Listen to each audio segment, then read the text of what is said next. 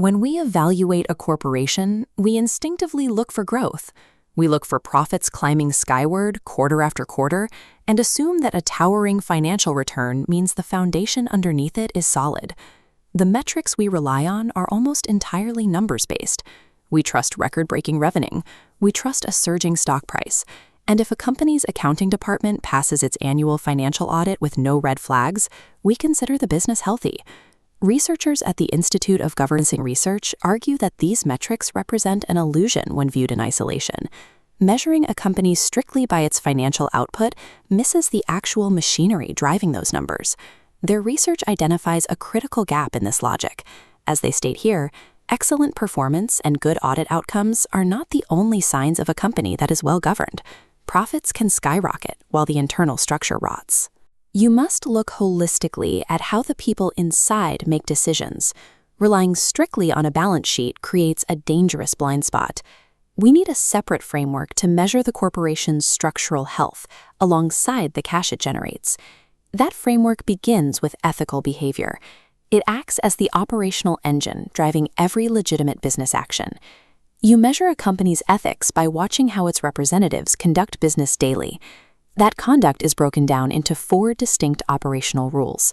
First is integrity, demanding strict honesty and moral standards. Second is transparency, requiring full disclosure and honest reporting. Third is fairness, executing business free from bias. Fourth is accountability, where leaders must disclose how they execute their responsibilities. Together, these 4 principles take the abstract idea of ethics and turn it into a rigid, measurable standard for corporate operations. But an operational standard is entirely dependent on the actual human beings sitting in the boardroom. Rules require people to enforce them. Because of this, good governance places a strict mandate on corporate leaders. To successfully guide a company, a leader must possess 3 specific personal traits. The first trait is responsibility, where leaders are answerable for their fiduciary duties. Second is competence. A leader must possess the operational ability to manage the company's affairs.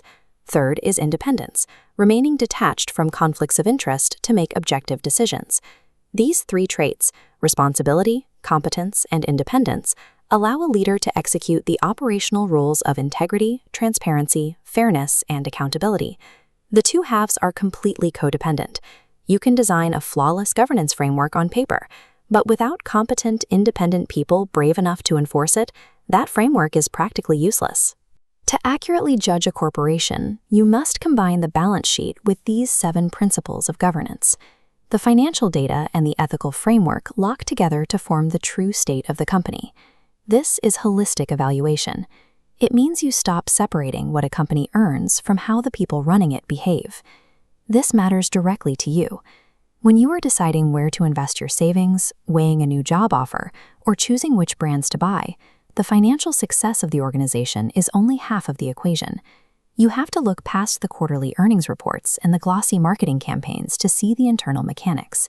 A massive profit margin proves a company can generate cash, but the ultimate mark of a truly great company is that it governs well.